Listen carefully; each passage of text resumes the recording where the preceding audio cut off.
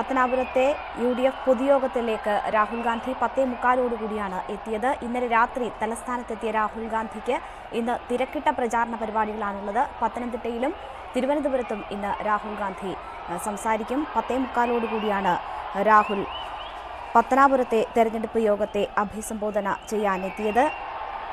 മാവേലിക്കര, പത്തനംതിട്ട, ആലപ്പുഴ, തിരുവനന്തപുരം മണ്ഡലങ്ങളിലെ പ്രചാരണ യോഗങ്ങളിൽ ഇന്ന് രാഹുൽ ഗാന്ധി പങ്കെടുക്കും. ഉച്ചയ്ക്ക് പാലായിലെത്തി KM മാണിയുടെ കുടുംബാംഗങ്ങളെ അദ്ദേഹം സന്ദർശിക്കും. നാളെ വയനാട്ടിലും പാലക്കാട്ടുമാണ് പ്രചാരണ പരിപാടികൾ. 2 ദിവസത്തെ പ്രചാരണ പരിപാടികൾക്കായാണ് രാഹുൽ ഗാന്ധി എത്തിയിരിക്കുന്നത്. ഇന്നലെ രാത്രിയോടെയാണ് രാഹുൽ ഗാന്ധി സംസ്ഥാനത്തെത്തിയത്. അവസാന ഘട്ടത്തിലേക്ക് പ്രചാരണം കടന്നിരിക്കുന്നു. അങ്ങേയറ്റം ആവേശത്തിലാണ് തെരഞ്ഞെടുപ്പ് പ്രചാരണ രംഗം. ഇപ്പോൾ രാഹുൽ ഗാന്ധി പത്തനാപുരത്ത് സംസാരിക്കുന്നു. തത്സമയ സംരക്ഷിക്കുന്നു. സൗത്ത് ഇന്ത്യയിൽ നിന്ന് മത്സരിച്ച് ഈ രാജ്യത്തിനാകെ ഒരു സന്ദേശം നൽകാനാണ് ഞാൻ ആഗ്രഹിക്കുന്നത്. അതിനുവേണ്ടിയാണ് ഞാൻ കേരളത്തിൽ നിന്ന് മത്സരിക്കുന്നത്. Because I wanted to give a message that India is not just one perspective. India is just not one idea. India is millions and millions of different viewpoints, different perspectives, and all of those are important to us.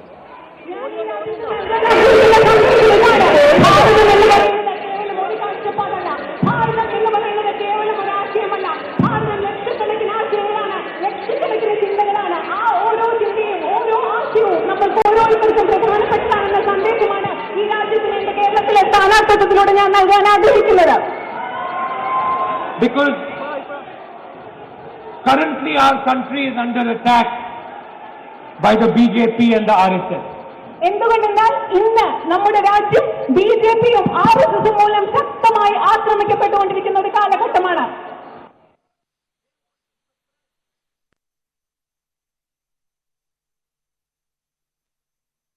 RSSും ഈ രാജ്യത്ത് അവരുടേതല്ലാത്ത മറ്റെല്ലാ ശബ്ദങ്ങളെയും അടിച്ചമർത്താനാണ് എന്നും ആഗ്രഹിക്കുന്നത്. They believe that only one idea should rule India. അവര് വിശ്വസിക്കുന്നത് അവർ പ്രതിനിധാനം ചെയ്യുന്ന ഒരേ ഒരു ആശയം മാത്രമാണ് ഇന്ത്യയെ ഭരിക്കണമെന്നാണ് അവരെന്നും ആഗ്രഹിക്കുന്നത്. And we believe that the Indian people should rule India. പക്ഷെ ഞങ്ങൾ വിശ്വസിക്കുന്നത്, കോൺഗ്രസ് പാർട്ടി വിശ്വസിക്കുന്നത് ഇന്ത്യയിലെ ജനങ്ങൾ ഇന്ത്യയെ ഭരിക്കണമെന്നാണ്. We do not believe that India should be run by one person, one idea. We believe that every single person's voice must be heard in this country. ഞങ്ങൾ ഒരിക്കലും വിശ്വസിക്കുന്നില്ല ഒരു വ്യക്തിയും ഒരാശയവുമാണ് ഈ രാജ്യത്തെ ഭരിക്കേണ്ടത്.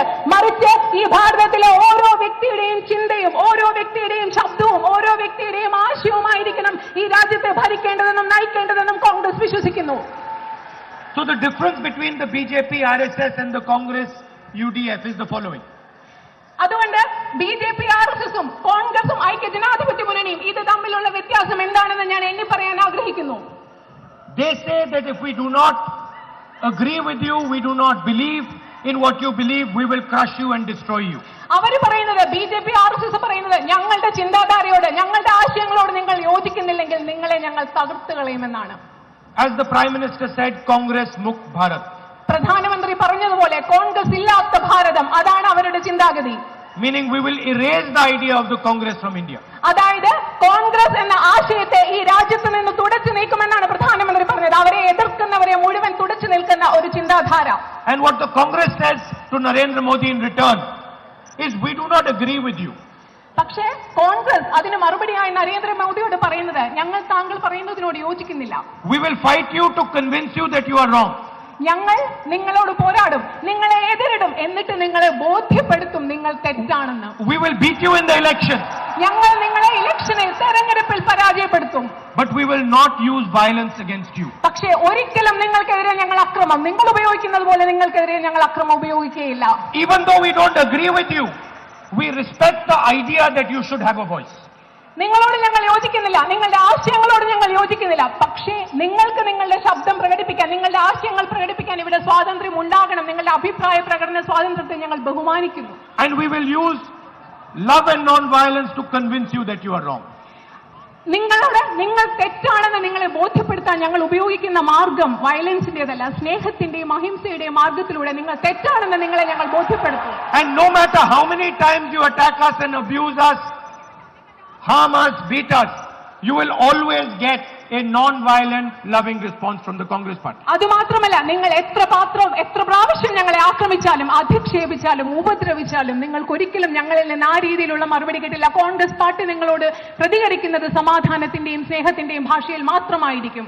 Because for us, the voice of this country, the intelligence of this country, the beauty of this country is much bigger than any one ideology. കാരണം ഞങ്ങൾക്ക് ഈ രാജ്യത്തിന്റെ ശബ്ദം, ഈ രാജ്യത്തിന്റെ ചിന്താഗതി, ഈ രാജ്യത്തിന്റെ സൗന്ദര്യം ഇതാണ് ഏതൊരു ഒറ്റ ആശയത്തെക്കാളും, ഏതൊരു പ്രത്യേക ആശയധാരയെക്കാളും ഞങ്ങൾക്ക് പ്രധാനം ഈ രാജ്യത്തിന്റെ ശക്തിയും സൗന്ദര്യവും ശബ്ദവുമാണ്. So we want every person in this country to feel that their voice matters, that their voice counts for something. ഞങ്ങൾക്ക് നിങ്ങൾ ഓരോരുത്തരും, ഈ രാജ്യത്തെ ഓരോ വ്യക്തിക്കും തോന്നണം ഞങ്ങളുടെ ശബ്ദം, ഞങ്ങളുടെ ചിന്ത ഈ രാജ്യത്ത് പ്രധാനപ്പെട്ടതാണെന്ന് ഓരോ വ്യക്തിയെയും തോന്നിപ്പിക്കണം എന്നതാണ് കോൺഗ്രസിന്റെ ആഗ്രഹം, ആശയം. And we want people to feel comfortable in this country, regardless of what religion they are, what community they come from, what language they speak. We want them to feel comfortable. We want them to be relaxed, and we want them to do their work, live their life how they please. ഈ രാജ്യത്തെ ഓരോ വ്യക്തിയും ഏത് ഭാഷ സംസാരിക്കുന്ന ആളായാലും, ഏത് മതത്തിൽപ്പെട്ട ആളായാലും, ഏത് സമൂഹത്തിൽപ്പെട്ട ആളായാലും, ഏത് സമുദായത്തിൽപ്പെട്ട ആളായാലും എല്ലാവരും സമാധാനത്തോടുകൂടി സുഖമായി തങ്ങൾ ചെയ്യുന്ന ജോലി സന്തോഷത്തോടുകൂടി ചെയ്തുകൊണ്ട് ഇത് എന്റെ രാജ്യമാണെന്ന തോന്നലോടുകൂടി ഇവിടെ ഓരോ വ്യക്തിയും ജീവിക്കണമെന്ന് കോൺഗ്രസ് ആത്മാർത്ഥമായി ആഗ്രഹിക്കുന്നു. And I chose Kerala because you are a very, very good example of this philosophy. ഞാൻ എന്തുകൊണ്ട് കേരളം തിരഞ്ഞെടുത്തു എന്നത് ഈ രാജ്യത്തെ, ഈ സംസ്ഥാനത്തിലെ ജനങ്ങൾ, എല്ലാ ജനങ്ങളും സ്നേഹത്തോടും സഹവർത്തിത്തോടും കൂടി ജീവിക്കുന്നതിന്റെ, സമാധാനമായി ജീവിക്കുന്നതിന്റെ ഏറ്റവും മികച്ച ഉദാഹരണമാണ് കേരളം. അതുകൊണ്ടാണ് ഞാൻ കേരളത്തിൽ നിന്ന് മത്സരിക്കുന്നത്. Your history of tolerance, your history of understanding different cultures, your history of being connected to the rest of the world, not with a inferiority, but with an openness, not with fear, but with confidence. പ്രത്യേകിച്ചും എന്നെ ആകർഷിച്ച ഘടകം കേരളത്തിന്റെ ചരിത്രം, കേരളത്തിന്റെ സഹിഷ്ണുതയുടെ ചരിത്രം, മറ്റുള്ള സംസ്കാരങ്ങളെ മനസ്സിലാക്കുന്നതിന്റെ ചരിത്രം, ലോകമെമ്പാടുമുള്ള സംസ്കാരങ്ങളോട് അപകർഷതാ ബോധത്തോടെയല്ല മറിച്ച് ആത്മവിശ്വാസത്തോടുകൂടി കൈമാറ്റം നടത്തിയ ഒരു ചരിത്രം, അതും എമ്പാടുമുള്ള ലോകം മുഴുവൻ ഉറ്റുനോക്കുന്ന കേരളത്തിന്റെ ആ ചരിത്രവും പാരമ്പര്യവുമാണ് കേരളത്തിൽ നിന്ന് സ്ഥാനാർത്ഥിയായി മത്സരിക്കാൻ എന്നെ ഏറ്റവും ആകർഷിച്ച ഘടകങ്ങൾ. So if you listen to the Prime Minister or you listen to the RSS ideologues, they will always talk about the outside world as superior to India. നിങ്ങളിപ്പോ RSSും BJPയും സംസാരിക്കുന്നത് കേട്ടാൽ, അവരെ ശ്രദ്ധിച്ചാൽ നിങ്ങൾക്ക് മനസ്സിലാകും ഇന്ത്യക്ക് പുറത്തുള്ള ലോകം, വിദേശ രാജ്യങ്ങളെ എപ്പോഴും ഇന്ത്യയിൽ നിന്ന് മുകളിൽ കാണുന്ന ഒരു ആശയധാരയാണ് അവരുടേത്. അതായത് നമ്മളെക്കാളും മികച്ചവരാണ് വിദേശ രാജ്യങ്ങൾ, ഇന്ത്യക്ക് പുറത്തുള്ള രാജ്യങ്ങൾ എന്ന ചിന്താഗതിയാണ് അവർ പങ്കുവയ്ക്കുന്നത്. Some days ago, Mr. Amit Shah said, only these two countries act in this manner, and now India also acts like that. കുറച്ച് ദിവസങ്ങൾക്ക് മുമ്പ് BJP പ്രസിഡന്റ് ശ്രീ അമിത്ഷാ രണ്ട് രാജ്യങ്ങളുടെ പേരെടുത്തു പറഞ്ഞു, രണ്ട് രാജ്യങ്ങൾ ഇങ്ങനെ പ്രവർത്തിക്കുന്നു, ഇനിയും ഇന്ത്യയും ആ രാജ്യങ്ങളുടെ വഴിയെ പോകുമെന്ന്. But when Kerala looks at the outside world, Kerala says, you're not inferior or superior to us. You are different than us, we are different than you, we appreciate you, and we would like you to appreciate us. പക്ഷേ അമിത്ഷാ പറയുന്നത് പോലെയല്ല കേരളം പുറം ലോകത്തോട് പറയുന്നത്. കേരളം പുറം ലോകത്തോട് ഇടപെടുമ്പോൾ പറയുന്നു, ഞങ്ങൾ നിങ്ങളെക്കാൾ ഉയർന്നവരല്ല, ഞങ്ങൾ നിങ്ങളെക്കാൾ താഴ്ന്നവരുമല്ല, നമ്മൾ തമ്മിൽ തുല്യമായ ഒരു ബന്ധമാണ്. ഞങ്ങൾ നിങ്ങളെ ബഹുമാനിക്കുന്നു, അതുപോലെ നിങ്ങൾ ഞങ്ങളെ ബഹുമാനിക്കുകയും വേണം. അങ്ങനെ തുല്യമായ ഒരു ബന്ധത്തിന്റെ ഉദാഹരണമാണ് കേരളം ലോകത്തിന് കാണിച്ചു കൊടുക്കുന്നത്. So Kerala has confidence inside it. അതായത് കേരളം എന്ന് പറയുമ്പോൾ കേരളത്തിന്റെ ഉള്ളിൽ ആത്മവിശ്വാസമുണ്ട്. And from that confidence comes your success. ആ ആത്മവിശ്വാസത്തിൽ നിന്നാണ് കേരളത്തിന്റെ വിജയം. കേരളത്തിന്റെ ആത്മവിശ്വാസത്തിൽ നിന്നാണ് കേരളത്തിന്റെയും മലയാളിയുടെയും വിജയം. Best education system, highest level of literacy, that is Kerala. ഏറ്റവും മികച്ച വിദ്യാഭ്യാസ സമ്പ്രദായം, ഏറ്റവും ഉയർന്ന സാക്ഷരതാ നിലവാരം, അതാണ് Keralam. And in a way, that is a very important lesson for the rest of India. Look at the outside world with confidence. പുറം ലോകത്തെ ആത്മവിശ്വാസത്തോടെ നോക്കിക്കാണുക, പുറം ലോകത്തെ ആത്മവിശ്വാസത്തോടെ നേരിടുക. ആ മലയാളിയുടെ സ്വഭാവം, കേരളത്തിന്റെ ആത്മവിശ്വാസം പുറം ലോകത്തിന്, മറ്റു രാജ്യങ്ങൾക്ക്, മറ്റു സംസ്ഥാനങ്ങൾക്ക് ഏറ്റവും വലിയൊരു പാഠവും മാതൃകയുമാണ്. Now there is an ideological fight taking place between the BJP on one side and the Congress party UDF on the other side.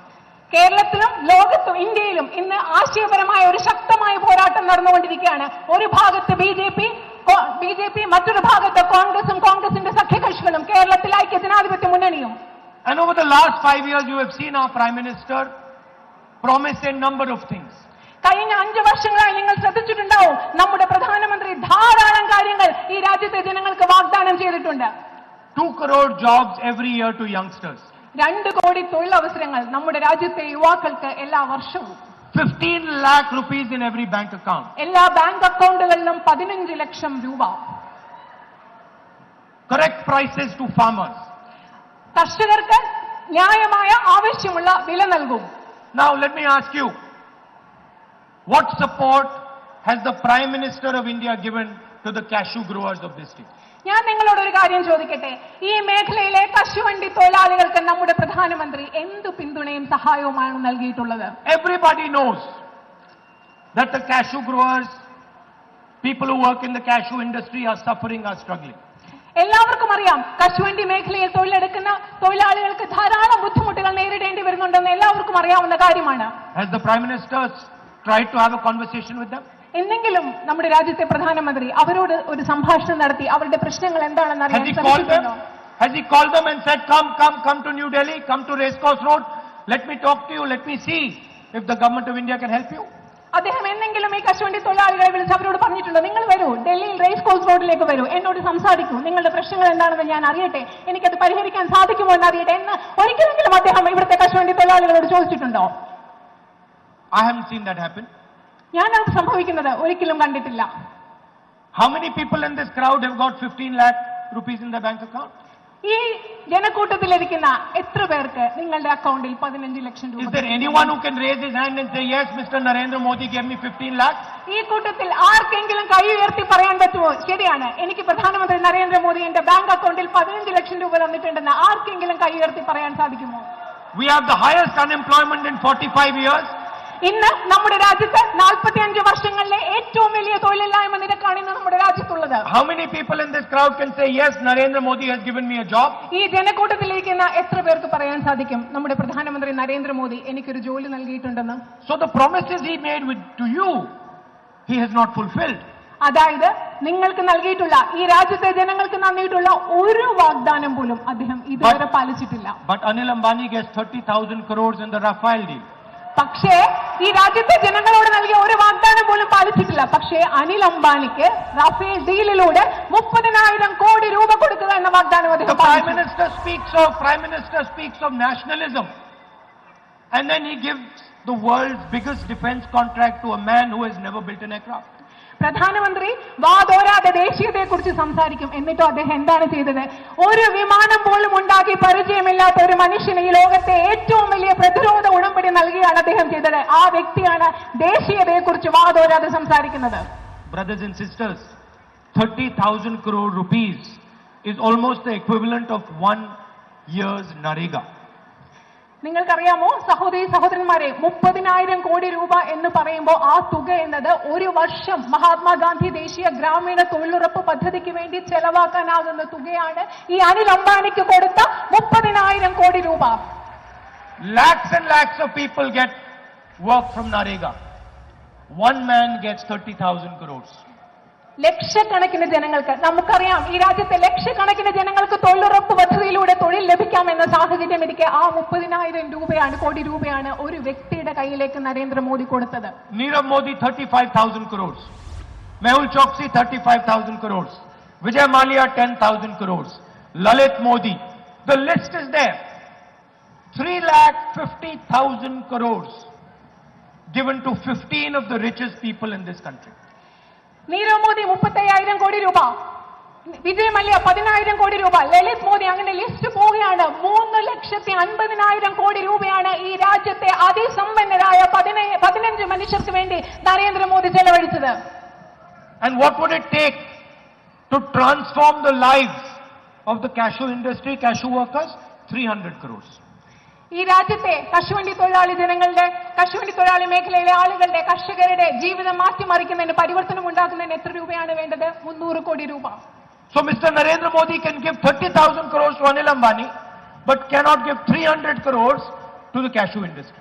നരേന്ദ്രമോദിക്ക് 30,000 കോടി രൂപ അനിൽ അംബാനിക്ക് കൊടുക്കാൻ സാധിക്കും. പക്ഷേ ഈ രാജ്യത്തെ സാധാരണക്കാരായ പാവപ്പെട്ടവരായ കശുവണ്ടി തൊഴിലാളികൾക്ക് 300 കോടി രൂപ കൊടുക്കാൻ അദ്ദേഹത്തിന്റെ കയ്യിൽ പണമില്ല. So 5 months ago, I called the economists of the Congress party. അതുകൊണ്ട് 5 മാസത്തിന് മുമ്പ് ഞാൻ കോൺഗ്രസ് പാർട്ടിയിലെ സാമ്പത്തിക വിദഗ്ധരുമായി സംസാരിച്ചു. And I said, I want to give a message to the people of India. ഞാൻ അവരോട് പറഞ്ഞു, ഈ രാജ്യത്തെ ജനങ്ങളോട്, ഭാരതത്തിലെ ജനങ്ങൾക്ക് എനിക്ക് കൃത്യമായ ഒരു സന്ദേശം നൽകണം. No confusion, clear message. ഒരു ആശയക്കുഴപ്പവുമില്ല, പക്ഷേ വളരെ കൃത്യമായ, വ്യക്തമായ ഒരു സന്ദേശം. And the message is that if Narendra Modi can give lakhs of crores of rupees to 15 of the richest people in India, the Congress party can do the same for the poorest people in India. ആ സന്ദേശം ഞാൻ ഈ രാജ്യത്തെ ജനങ്ങൾക്ക് നൽകാൻ ആവശ്യമായ വ്യക്തമായ സന്ദേശം എന്താണെന്ന് അറിയാമോ?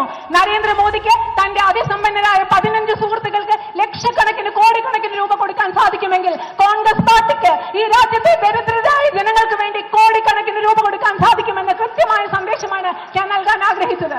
So I asked the think tank very simple question.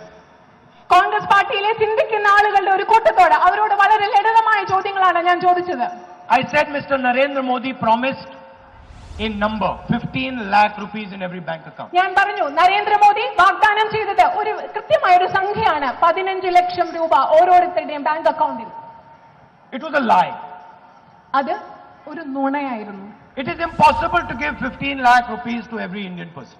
എല്ലാ ഇന്ത്യക്കാർക്കും 15 ലക്ഷം രൂപ കൊടുക്കാം എന്ന് പറയുന്നത് അത് അസാധ്യമായ കാര്യമാണ്. അതുകൊണ്ട് തന്നെ അതൊരു വലിയ He knows it, I know it, the rest of the country knows it. അദ്ദേഹത്തിന് അതറിയാം, എനിക്കറിയാം, ഈ രാജ്യത്തിന് മുഴുവനും അറിയാം. എന്നിട്ടും അദ്ദേഹം വാഗ്ദാനം ചെയ്തു 15 ലക്ഷം രൂപ. Because if we give 15 lakhs to everybody, the Indian economy will be destroyed. എന്തുകൊണ്ടെന്നാൽ അദ്ദേഹം 15 ലക്ഷം രൂപ ഈ രാജ്യത്തെ ഓരോ വ്യക്തിക്കും കൊടുത്താൽ ഇന്ത്യൻ സാമ്പത്തിക വ്യവസ്ഥ അപ്പാടെ തകർന്ന് തരിപ്പണമാവും. So I told them, I want you to give me a number. അതുകൊണ്ട് ഞാൻ കോൺഗ്രസ് പാർട്ടിയിലെ സാമ്പത്തിക വിദഗ്ധരോട് പറഞ്ഞു, നിങ്ങൾ എനിക്ക് കൃത്യമായ ഒരു സംഖ്യ തരണം. It doesn't matter how big it is or how small it is, I want a number. I don't want a theory, I don't want a book, I want a number. അത് എത്ര വലിയ സംഖ്യ ആണെങ്കിലും ചെറിയ സംഖ്യ ആണെങ്കിലും എനിക്ക് പ്രശ്നമില്ല. എനിക്ക് വലിയ സിദ്ധാന്തങ്ങൾ കേൾക്കണ്ട, എനിക്ക് വലിയ പുസ്തകങ്ങളെ കുറിച്ച് പറയേണ്ട എന്നോട്. പക്ഷേ എനിക്ക് വ്യക്തമായും കൃത്യമായും ഒരു സംഖ്യ വേണം. ഇതാണ് ഞാൻ കോൺഗ്രസ് പാർട്ടിയിലെ സാമ്പത്തിക വിദഗ്ധരോട് പറഞ്ഞത്. And they asked me, what is the number you want? അവരെന്നോട് ചോദിച്ചു, താങ്കൾക്ക് വേണ്ട സംഖ്യ എന്താണ്? I said, the number I want is if we were to decide that the government of India would give the 20% poorest people of this country money every month, how much money can we give without destroying the economy? എനിക്ക് വേണ്ടത് ഇതായിരുന്നു, ഈ രാജ്യത്തെ 20% വരുന്ന ഏറ്റവും ദരിദ്രരായ ആളുകൾക്ക് നമ്മുടെ സാമ്പത്തിക വ്യവസ്ഥയ്ക്ക് ഒരു കോട്ടവും സംഭവിക്കാതെ ഗവൺമെന്റ്, ഭാരതത്തിലെ ഗവൺമെന്റിന് എത്ര രൂപ ഓരോ മാസവും കൃത്യമായി നൽകാൻ സാധിക്കും. ഈ ഒരു സംഖ്യയാണ് എനിക്ക് വേണ്ടിയിരുന്നത്. I want to carry out a surgical strike on poverty. എനിക്ക് ഈ രാജ്യത്തെ ദാരിദ്ര്യത്തിന് മേൽ ഒരു മിന്നലാക്രമണം നടത്തേണ്ടിയിരുന്നു. What is the number? എന്താണ് ആ സംഖ്യ? അത് നടത്താൻ എന്നെ സഹായിക്കുന്ന സംഖ്യ ഏതാണ്? How much money can we put into 5 crore bank accounts? 5 കോടി ബാങ്ക് അക്കൗണ്ടുകളിൽ എത്ര രൂപയാണ് നമുക്ക് കൃത്യമായി നൽകാൻ, നിക്ഷേപിക്കാൻ സാധിക്കുന്നത്? ഇതാണ് ഞാൻ പാർട്ടിയിലെ സാമ്പത്തിക വിദഗ്ധരോട് ആവശ്യപ്പെട്ടത്. And I told them that money I want to put in the women's bank accounts. അത് മാത്രമല്ല, ഞാൻ അവരോട് പറഞ്ഞു, ഈ തുക ഞാൻ നിക്ഷേപിക്കുന്നത് ഈ രാജ്യത്തെ സ്ത്രീകളുടെ bank അക്കൗണ്ടിലാണ്. ഇതുകൂടിയാണ് I know the men will not like it. എനിക്കറിയാം, ഇവിടെ കൂടിയിരിക്കുന്ന ആളുകളുടെ പുരുഷന്മാർക്ക് ഒരുപക്ഷെ ഞാൻ പറയുന്നത് ഇഷ്ടപ്പെട്ടില്ല എന്ന് വരും. But women are better at managing money. പക്ഷെ ഞാൻ പറയുന്നു, പുരുഷന്മാരെക്കാളും സ്ത്രീകൾ പൈസ കൈകാര്യം ചെയ്യുന്നതിൽ കുറച്ചുകൂടെ മിടുക്കരാണ്. They have a longer term, they think longer term than men. അവർ കുറച്ചുകൂടി പുരുഷന്മാരെക്കാളും ദീർഘകാല അടിസ്ഥാനത്തിൽ ചിന്തിക്കുന്നു എന്നാണ് ഞാൻ കരുതുന്നത്, പ്രത്യേകിച്ചും സാമ്പത്തിക കാര്യങ്ങളിൽ. So the economists went back and some days ago they came back with a number. അതുകൊണ്ട് ഈ ചർച്ചയുടെ അടിസ്ഥാനത്തിൽ നമ്മുടെ സാമ്പത്തിക വിദഗ്ധർ ചിന്തിക്കുകയും കുറച്ച് ദിവസങ്ങൾക്ക് മുമ്പ് അവർ കൃത്യമായ ഒരു സംഖ്യയുമായി തിരിച്ചു വരികയും ചെയ്തു. 72,000 rupees a year. അവർ പറഞ്ഞ സംഖ്യ ഇതാണ്, ഒരു വർഷം 72,000 രൂപ. Frankly, when I saw this number, I was shocked. ഈ നമ്പർ കണ്ടപ്പോൾ, ഈ സംഖ്യ കണ്ടപ്പോൾ ശരിക്കും ഞാൻ ഞെട്ടിപ്പോയി. Because it's actually a very big number. കാരണം അത് ശരിക്കും പറഞ്ഞാൽ 72,000 രൂപ എന്ന് പറയുമ്പോൾ ഒരു ചെറിയ തുകയല്ല, അതൊരു വലിയ തുക തന്നെയാണ്. 72,000 rupees a year, 3,60,000 rupees in 5 years to 20% of Indian families. 72,000 രൂപ ഒരു വർഷം, 3,60,60,000 രൂപ 5 വർഷങ്ങൾ കൊണ്ട് ഈ രാജ്യത്തെ 20% വരുന്ന ഏറ്റവും ദരിദ്രരായ ആളുകളുടെ അക്കൗണ്ടിലേക്ക് നിക്ഷേപിക്കുക എന്നതൊരു വലിയ തുക തന്നെയാണ്. Every month, money going directly into the bank account, bypassing all the corruption, bypassing all the government systems, straight into your bank account. എല്ലാ അഴിമതിയും എല്ലാ ഗവൺമെന്റ് സംവിധാനങ്ങളെയും മറികടന്നുകൊണ്ട് എല്ലാ മാസവും ഈ തുക നേരിട്ട് നിങ്ങളുടെ ബാങ്ക് അക്കൗണ്ടിലേക്കാണ് പോകുന്നത്. Then I said, what will happen if we give 20% of India 3,60,000 rupees in 5 years? Will we damage the economy? ഞാൻ അവരോട് അടുത്തൊരു ചോദ്യം ചോദിച്ചു.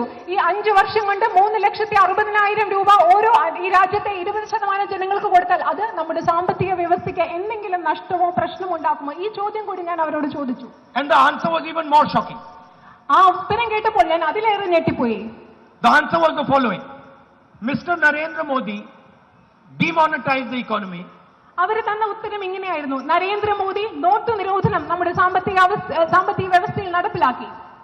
He did Gabbar Singh tax, which damaged the economy. അദ്ദേഹം കൊണ്ടുവന്ന ഗബ്ബർ സിംഗ് ടാക്സ്, നോട്ട് നിരോധനത്തിന് ശേഷം കൊണ്ടുവന്ന ഗബ്ബർ സിംഗ് ടാക്സ് നമ്മുടെ സാമ്പത്തിക വ്യവസ്ഥയെ തകർത്തി തരിപ്പണമാക്കിയ അവസ്ഥ. And he took a huge amount of money from outside from our people and removed it. നമ്മുടെ സമ്പദ് വ്യവസ്ഥയിൽ ഉണ്ടായിരുന്ന ധാരാളം പൈസ, ആ പൈസ മുഴുവൻ എടുത്തു മാറ്റി നമ്മുടെ സമ്പദ് വ്യവസ്ഥയിൽ നിന്ന് ധാരാളം പൈസ എടുത്തു മാറ്റുകയാണ് ഈ രണ്ട് പ്രക്രിയകളിലൂടെയും ശ്രീ നരേന്ദ്രമോദി ചെയ്തത്. Fuel was removed from the engine of the Indian economy and the engine shut. നമ്മുടെ ഇന്ത്യൻ ഇക്കോണമി എന്ന യന്ത്രത്തിൽ നിന്നും ഇന്ധനം എടുത്തു മാറ്റിയ അവസ്ഥയാണ്. അതോടുകൂടി എന്ത് സംഭവിച്ചു? ഇന്ത്യൻ സാമ്പത്തിക വ്യവസ്ഥ എന്ന യന്ത്രം പ്രവർത്തനരഹിതമായി. The surprising thing is that the best economists of the world told us that if you actually inject this money into the poorest people's hands, you will start the Indian economy. ശരിക്കും ഇതിൽ ഏറ്റവും അതിശയകരമായ കാര്യം എന്താണെന്ന് പറഞ്ഞാൽ, ലോകത്തെ ഏറ്റവും മികച്ച സാമ്പത്തിക വിദഗ്ധർ ഞങ്ങളോട് പറഞ്ഞു, ഇപ്രകാരം ഇന്ധനം എടുത്തു മാറ്റിയ ഇന്ത്യൻ സമ്പദ് വ്യവസ്ഥയിലേക്ക് നിങ്ങൾ വീണ്ടും ഇന്ധനം നിക്ഷേപിച്ചാൽ, അതിൽ കൂടുതൽ പൈസ നൽകിയാൽ, ഇതിലൂടെ നമ്മുടെ സാമ്പത്തിക വ്യവസ്ഥയെ തകർന്നടിച്ച സാമ്പത്തിക വ്യവസ്ഥയ്ക്ക് പുതുജീവൻ നിങ്ങൾക്ക് നൽകാൻ സാധിക്കും, അതിനെ കൂടുതൽ പ്രവർത്തിപ്പിക്കാൻ സാധിക്കും എന്ന് ലോകത്തെ പ്രമുഖ സാമ്പത്തിക വിദഗ്ധർ ഞങ്ങളോട് പറഞ്ഞു. Poor people will get money. They will start buying things. When they start buying things, the factories will start making things. When the factories start making things, people will get employment in the factories. നമ്മുടെ നാട്ടിലെ സാധാരണക്കാർക്ക് അവരുടെ കയ്യിൽ പൈസ കിട്ടുമ്പോൾ അവർ സാധനങ്ങൾ വാങ്ങിക്കാൻ ആരംഭിക്കും. അവർ സാധനങ്ങൾ വാങ്ങിക്കാൻ തുടങ്ങുമ്പോൾ നമ്മുടെ നാട്ടിലെ ഫാക്ടറികൾ പ്രവർത്തിക്കാൻ ആരംഭിക്കും. നമ്മുടെ ഫാക്ടറികൾ പ്രവർത്തനം തുടങ്ങുമ്പോൾ നമ്മുടെ നാട്ടിലെ ചെറുപ്പക്കാർക്ക് അവിടെ തൊഴിൽ ലഭിക്കും. ഇങ്ങനെ നമ്മുടെ സമ്പദ് വ്യവസ്ഥ വീണ്ടും പുതുജീവൻ കൈവരും. So we have taken the historic decision that after 2019 election, 20% of India's poor people, 5 crore families, 25 crore people, will be given 72,000 rupees a year straight in their bank account. ഈ സാഹചര്യങ്ങളുടെ പശ്ചാത്തലത്തിലാണ് ഞങ്ങൾ ഇങ്ങനെ ചരിത്രപരമായ ഒരു തീരുമാനമെടുത്തത്. 2019 തെരഞ്ഞെടുപ്പിന് ശേഷം കോൺഗ്രസ് ഗവൺമെന്റ് അധികാരത്തിൽ വരുമ്പോൾ ഈ രാജ്യത്തിലെ ഏറ്റവും പാവപ്പെട്ട 20% ജനങ്ങൾക്ക്, 5 കോടി കുടുംബങ്ങൾക്ക് ഓരോ വർഷവും 72,000 രൂപ അവരുടെ ബാങ്ക് അക്കൗണ്ടിൽ നിക്ഷേപിക്കും. Brothers and sisters, you have to realize and you have to understand that there is no shortage of money in this country. എന്റെ പ്രിയപ്പെട്ട സഹോദരി സഹോദരന്മാരെ, നിങ്ങൾക്ക് ഒരു കാര്യം മനസ്സിലാക്കണം, നിങ്ങൾ ഒരു കാര്യം തിരിച്ചറിയണം, നമ്മുടെ രാജ്യത്ത് പൈസയ്ക്ക് യാതൊരു കുറവുമില്ല. Mr. Narendra Modi says, where will the money come from? Narendra Modi ചോദിക്കുകയാണ്, ഈ പദ്ധതിക്ക് വേണ്ട പൈസ എവിടെ നിന്നാണ് വരുന്നതെന്ന്. He says the money will have to come from the middle class. അദ്ദേഹം പറയുന്നത് ഈ രാജ്യത്തെ മധ്യവർഗത്തിന്റെ കയ്യിൽ നിന്ന് പൈസ എടുത്തെങ്കിൽ മാത്രമേ ഈ 72,000 രൂപ ജനങ്ങൾക്ക് നൽകുക എന്ന പദ്ധതി നമുക്ക് നടപ്പിലാക്കാൻ സാധിക്കൂ എന്നാണ് അദ്ദേഹം പറയുന്നത്. And I want to make it crystal clear from this stage that not a rupee will come from the middle class. ഞാൻ നിങ്ങളോട് ഒരു സ്ഫടികം പോലെ വ്യക്തമാക്കി ഈ സ്റ്റേജിൽ നിന്ന് പറയാൻ ആഗ്രഹിക്കുന്നു, ഈ പദ്ധതിക്ക് വേണ്ട ഒരു രൂപ പോലും ഈ രാജ്യത്തെ മധ്യവർഗത്തിന്റെ കയ്യിൽ നിന്ന് ഞങ്ങൾ എടുക്കില്ല. Income taxes will not be raised. ഒരിക്കലും ഇൻകം ടാക്സ് വരുമാന നികുതി ഒരിക്കലും ഞങ്ങൾ വർദ്ധിപ്പിക്കുകയില്ല. The money will come from people like Mr. Anil Ambani. ഈ പൈസ വരുന്നത് അനിൽ അംബാനിയെ പോലെയുള്ള മനുഷ്യരിൽ നിന്നാണ് ഈ രാജ്യത്തെ സാധാരണക്കാർക്ക് കൊടുക്കാൻ വേണ്ടി ഈ തുക വരുന്നത്. Not legitimate businessmen. ന്യായമായി പ്രവർത്തിക്കുന്ന വ്യവസായികളല്ല ഇവർ. Not law-abiding businessmen. നിയമങ്ങൾ അനുസരിച്ചുകൊണ്ട് ന്യായമായി പ്രവർത്തിക്കുന്ന ബിസിനസ് വ്യക്തികളിൽ നിന്ന് വ്യവസായികളിൽ നിന്നല്ല ഞങ്ങൾ പണമെടുക്കുന്നത്. But from the large number of crony capitalists. പക്ഷേ ഈ രാജ്യത്തുള്ള ചങ്ങാത്ത മുതലാളിത്തത്തിന്റെ ഭാഗമായ നരേന്ദ്രമോദിയുടെ സുഹൃത്തുക്കളായ ധാരാളം ചങ്ങാത്ത മുതലാളിമാരിൽ നിന്നാണ് ഞങ്ങൾ ഈ പദ്ധതിക്ക് വേണ്ട പൈസ എടുക്കാൻ പോകുന്നത്. Who are given thousands and thousands and thousands of crores of rupees just because they happen to be a friend of the Prime Minister. ഈ രാജ്യത്തെ നമ്മൾ ഈ പൈസ എടുക്കാൻ പോകുന്നത് ഈ രാജ്യത്തെ കുറെ ചങ്ങാത്ത മുതലാളിമാരിൽ നിന്നുമാണ്. കാരണം അവർക്ക് കോടിക്കണക്കിന് രൂപ ഈ രാജ്യത്തിൽ നിന്ന് ലഭിക്കുന്നു. ഒറ്റ കാരണം കൊണ്ട്, അവർ നരേന്ദ്രമോദിയുടെ സുഹൃത്തുക്കളാണെന്ന ഒറ്റ കാരണം കൊണ്ട് കോടിക്കണക്കിന് രൂപ ലഭിച്ച വ്യവസായികളിൽ നിന്നാണ് ഈ പദ്ധതിക്ക് വേണ്ട പൈസ ഞങ്ങൾ എടുക്കാൻ പോകുന്നത്. Mr. Narendra Modi has handed the keys of the banking system to these people. നമ്മുടെ ബാങ്കിംഗ് വ്യവസ്ഥയുടെ താക്കോൽ ഈ വ്യക്തികൾക്ക് Narendra Modi കൈമാറിയിരിക്കുകയാണ്. We will take the keys of the banking system out of Mr. Anil Ambani's hands and give it to the youngsters of Kerala. നമ്മുടെ രാജ്യത്തെ banking മേഖലയുടെ താക്കോൽ അനിൽ അംബാനിയുടെ കയ്യിൽ നിന്നെടുത്ത് ഞങ്ങൾ ഈ രാജ്യത്തെ ചെറുപ്പക്കാർക്ക് കൊടുക്കും. The Nyay Yojana is going to jumpstart the economy. നമ്മുടെ തകർന്നുപോയ സമ്പദ് വ്യവസ്ഥയ്ക്ക് ജീവൻ കൊടുക്കുന്ന, നമ്മുടെ സമ്പദ് വ്യവസ്ഥയെ ഉള്ളിത്തള്ളി മുൻപോട്ട് കൊണ്ടുപോകുന്ന ശക്തമായ ഒരു പദ്ധതിയാണ് ന്യായ് യോജന അഥവാ സാർവത്രിക അടിസ്ഥാന വേതനം, അടിസ്ഥാന വരുമാനം എല്ലാവർക്കും ഉറപ്പാക്കുന്ന പദ്ധതി. But we want to enable the youngsters of Kerala to help with employment in this country. അതുപോലെ ഈ രാജ്യത്തെ കേരളത്തിലെ യുവജനങ്ങളെ ഈ രാജ്യത്ത് തൊഴിലവസരങ്ങൾ സൃഷ്ടിക്കുന്നതിന് അവരെ പ്രാപ്തരാക്കണം. പ്രത്യേകിച്ച് കേരളത്തിലെ യുവജനങ്ങളെ അതിന് പ്രാപ്തരാക്കണമെന്ന് ഞങ്ങൾ ആഗ്രഹിക്കുന്നു. So we asked many youngsters what we could do for them. അതുകൊണ്ട് ഈ രാജ്യത്തെ വളരെയധികം ചെറുപ്പക്കാരോട് ഞങ്ങൾ ചോദിച്ചു, ഞങ്ങൾക്ക് എന്താണ് നിങ്ങൾക്ക് വേണ്ടി ചെയ്യാൻ സാധിക്കുന്നതെന്ന്. We went to people who want to open small businesses. We went to entrepreneurs and said, what can we do? ചെറിയ ബിസിനസ് വ്യവസായങ്ങൾ ആരംഭിക്കാൻ ആഗ്രഹിക്കുന്ന യുവാക്കളോട്, അതുപോലെ ചെറിയ സംരംഭങ്ങൾ തുടങ്ങാൻ ആഗ്രഹിക്കുന്ന യുവാക്കളോട് ഞങ്ങൾ ചോദിച്ചു, നിങ്ങൾക്ക് എന്താണ് വേണ്ടത്? We want you to help us create jobs. What do we have to do for you? ഞങ്ങൾ അവരോട് പറഞ്ഞു, നിങ്ങൾ ഈ രാജ്യത്ത് തൊഴിലവസരങ്ങൾ ഉണ്ടാക്കണം, നിങ്ങൾ അതിന് ഞങ്ങളെ സഹായിക്കണം, അതിനുവേണ്ടി നിങ്ങൾക്ക് എന്ത് ചെയ്തു തരാൻ ഞങ്ങൾക്ക് സാധിക്കും. And they said something very simple.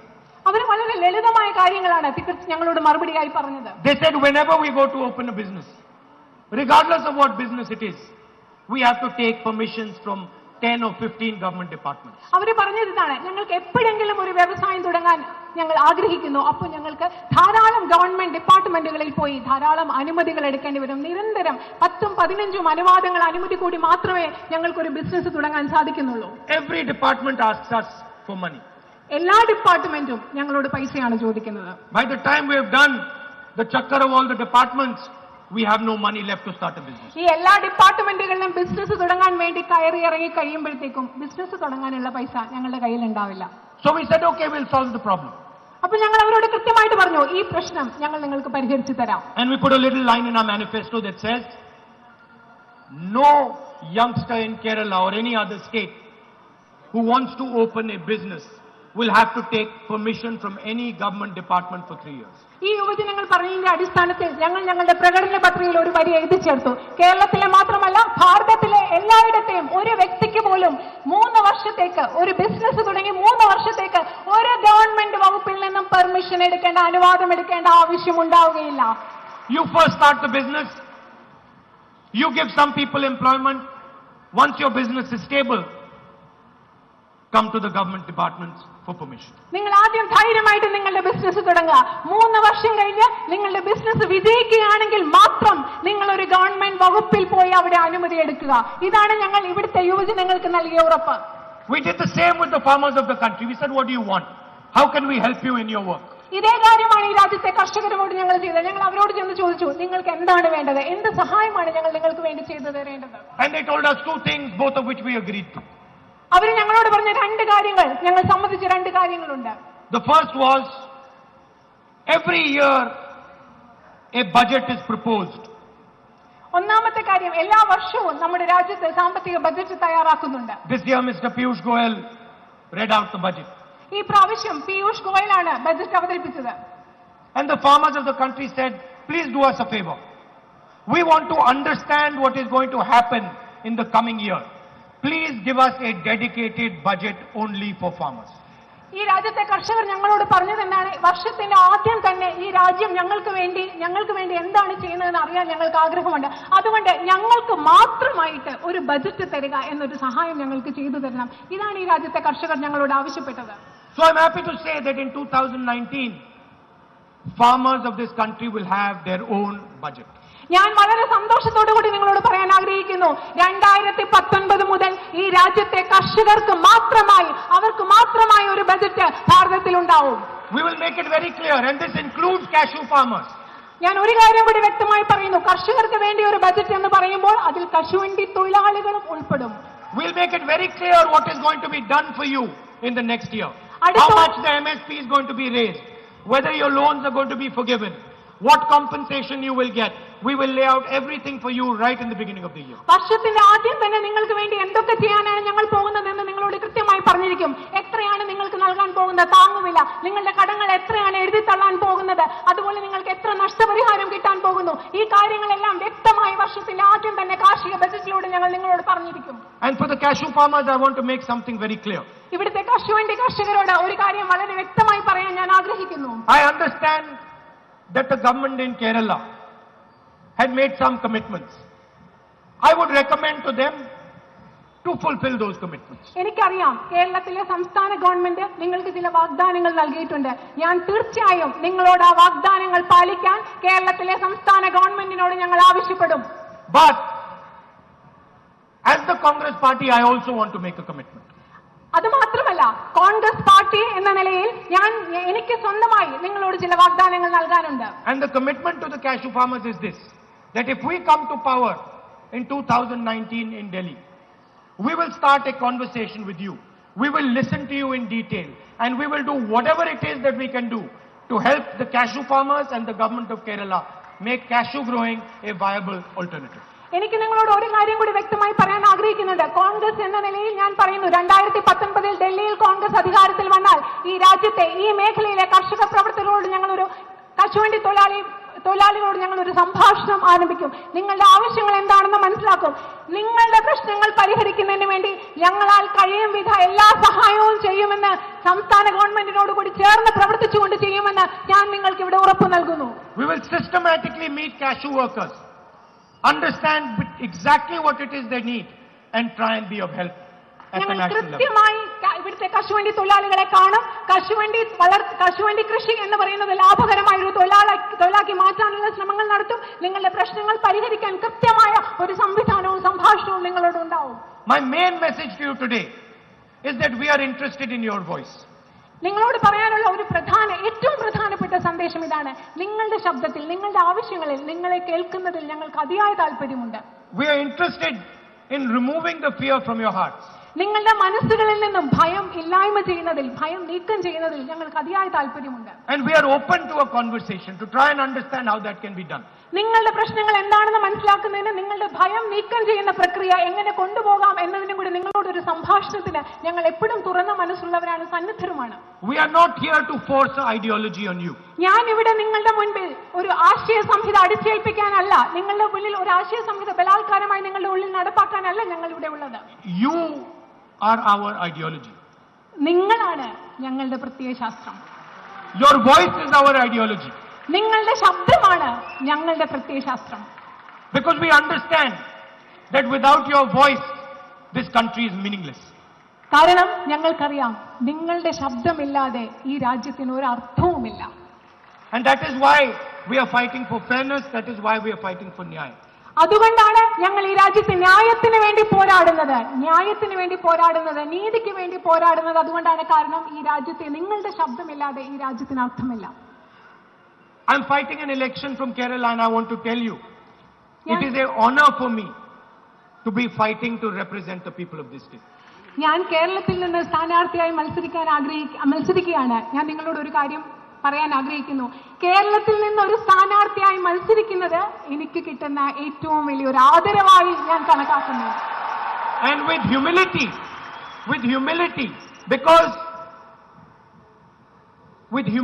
because of how intelligent, how profound your voice is.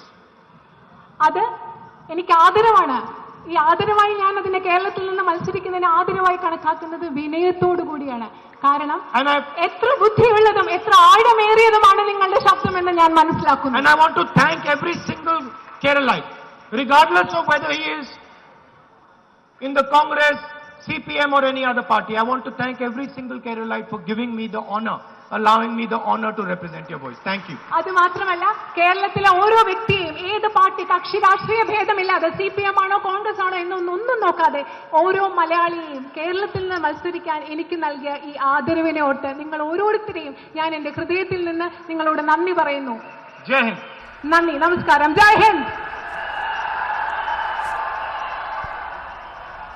പത്തനാപുരത്ത് തെരഞ്ഞെടുപ്പ് പ്രചാരണ പരിപാടിയിൽ തത്സമയ സംപ്രേഷണമാണ് കണ്ടത്. BJPക്കെതിരെ ആഞ്ഞടിച്ചുകൊണ്ടും കേരളത്തിൽ താൻ മത്സരിക്കുന്നതിന്റെ കാരണങ്ങൾ ആവർത്തിച്ച് വിശദീകരിച്ചുമാണ് രാഹുൽ ഗാന്ധി അവിടെ സംസാരിച്ചിരിക്കുന്നത്. അദ്ദേഹത്തിന്റെ വിമർശനങ്ങൾ മുഴുവൻ BJP RSS നേതൃത്വത്തിനെതിരെയായിരുന്നു. ഒപ്പം